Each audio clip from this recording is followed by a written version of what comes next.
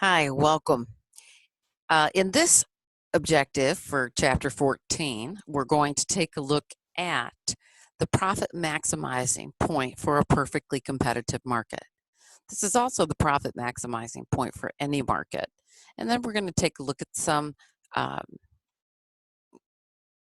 graphs and take a look at the data behind the graphs and take a look at why a particular market decides how much to produce, or I'm sorry, a particular firm decides how much to produce. So let's get at it.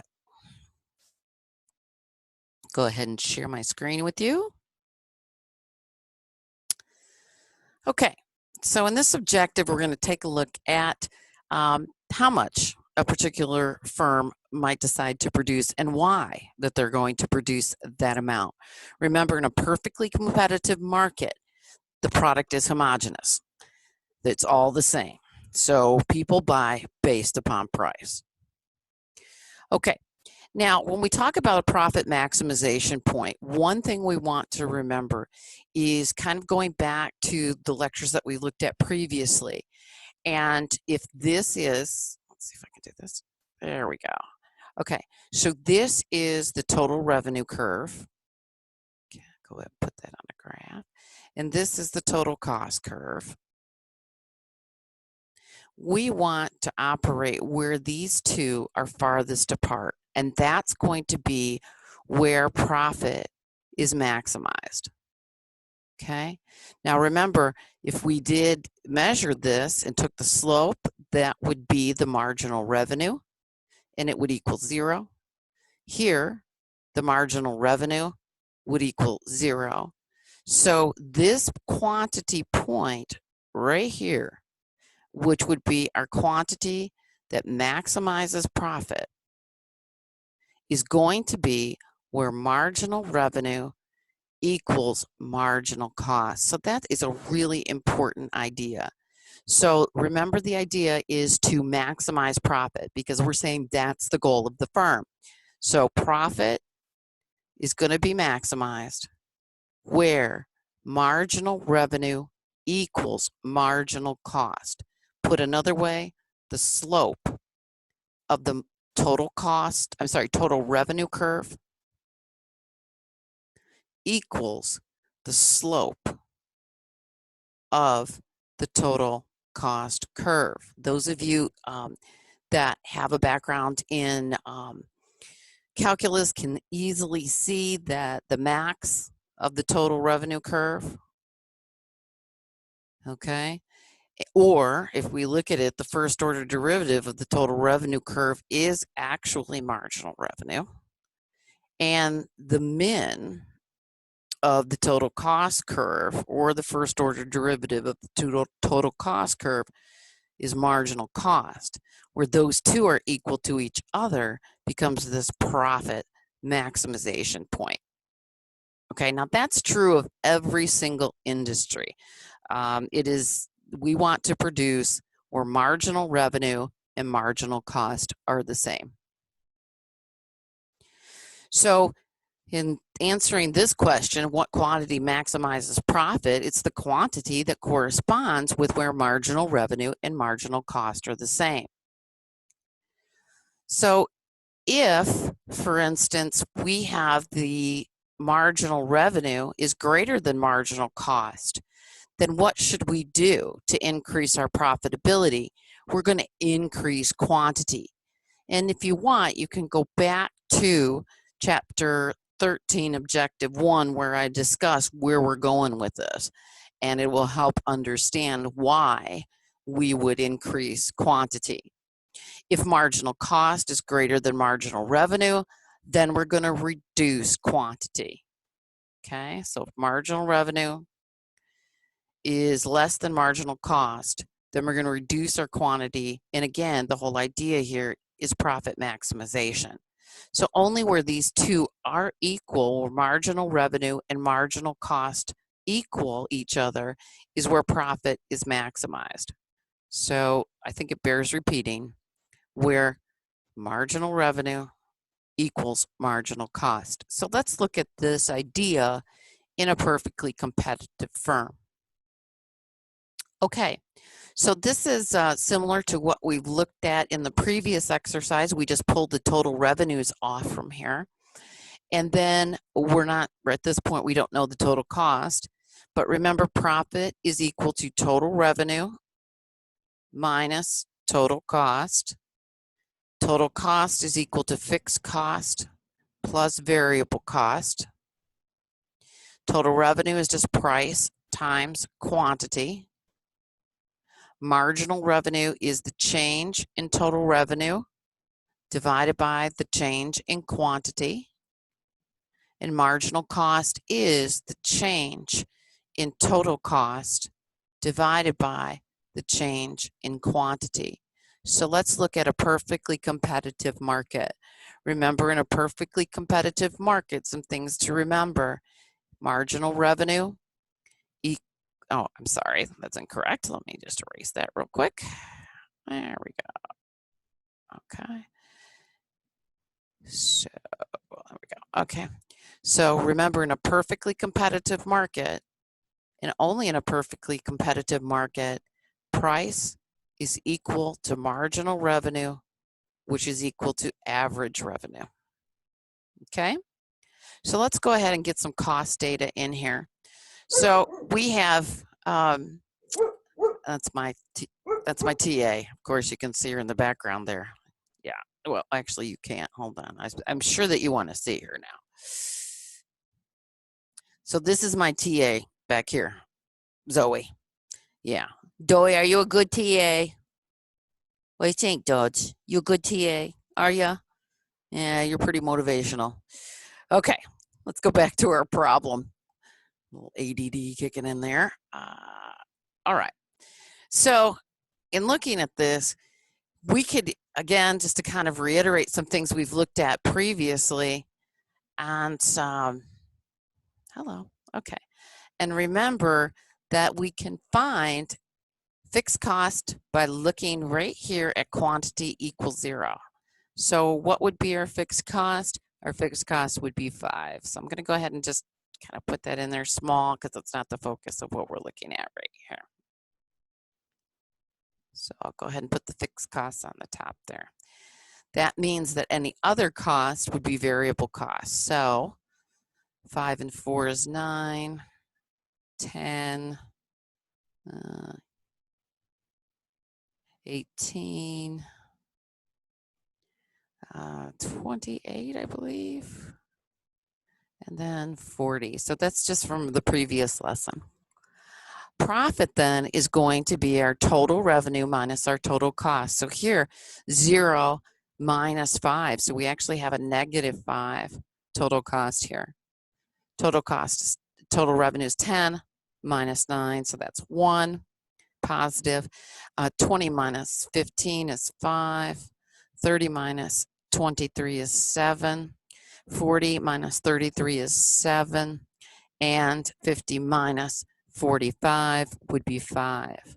Now this is interesting. Let's take a look at this. This basically says if we were to look at profit here, we would have something that looks like this.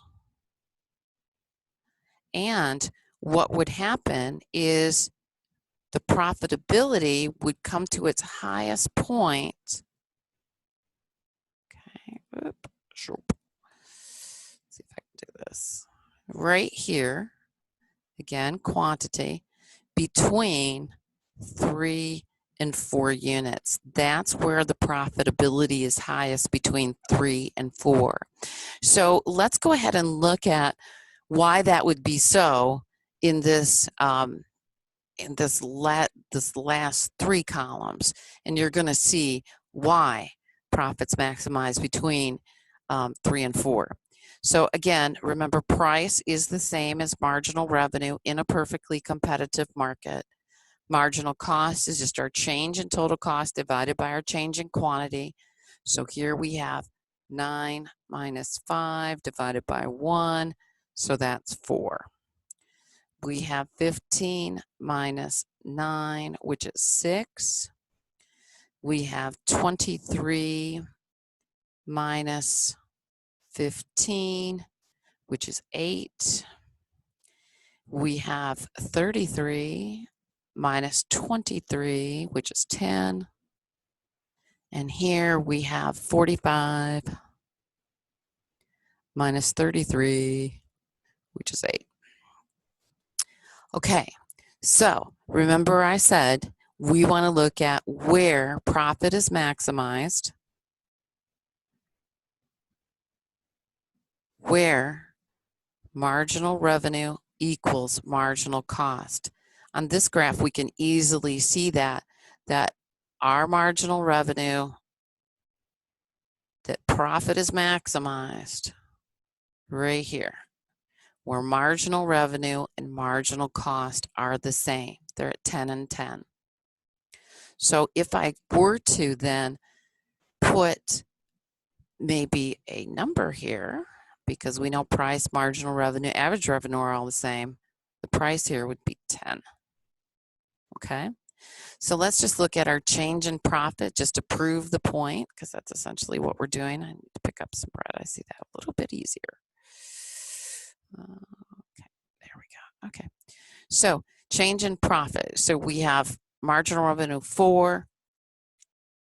marginal revenue 10 minus 4, so that's 6. 10 minus 6 is 4. 10 minus 8 is 2. 10 minus 10 is 0, because that's our maximum. That's where profit is maximized. And then 10 minus 8 is 2. Yeah. Okay, so when we look at this, it also proves the point to us, and it's a little different point, so let me pick up a different color here. It also proves the point to us that if I were producing, say, somewhere between 0 and 2 units, then what I would want to do is to increase my quantity to increase my profitability.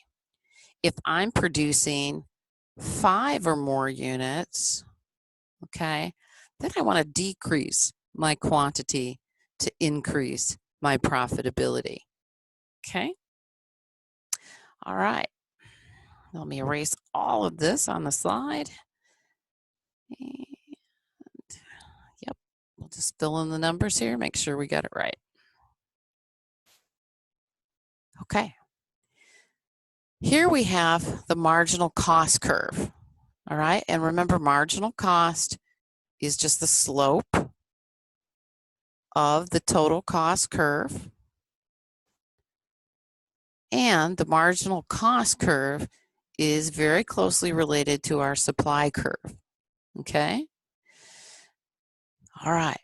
So here we have our price, which is equal to marginal revenue, which is equal to average revenue. They're all the same. So this just takes the previous data and puts it on a graph for us. So a great question to ask right here would be, what quantity maximizes profit? Okay, so what quantity maximizes profit? To find that quantity, we're going to look at where marginal revenue and marginal cost are the same. We're going to follow that down to our quantity, and whatever quantity this corresponds with will be the quantity that maximizes profitability in this perfectly competitive market. Also note, if the price were to change, that's going to make an implication for us in the quantity. So, put differently, pick up a red. Let's say the price changes in this perfectly competitive market to P2. So the price increases. Now we know that when the price increases, quantity supplied increases, all else held constant. When the price increases, quantity demanded decreases, all else held constant. So here's our price, here's our marginal revenue and average revenue. Now the new quantity that maximizes profitability is going to be here, and I'll just call that Q2. So as the price increased, marginal revenue increased, and the marginal cost curve remained constant in the short term. Okay. Go ahead and erase on slide here. Okay, if we were at quantity A, what would we want to do? You got to increase quantity, right? To increase our profitability. If we're at quantity B, what would we want to do? We would want to decrease our quantity to raise our profitability. And it's only at where marginal revenue and marginal cost are the same is where profitability is maximized.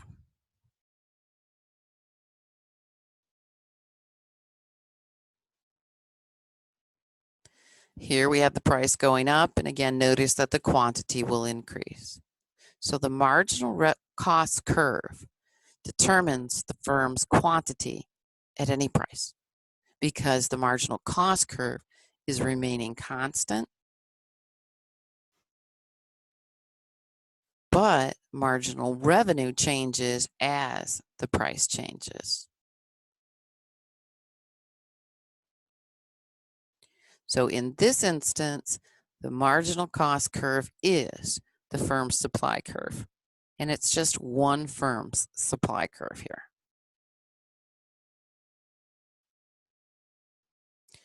I always say is related because sometimes later on in economics you go, yeah, is it really related? Okay, that's the end.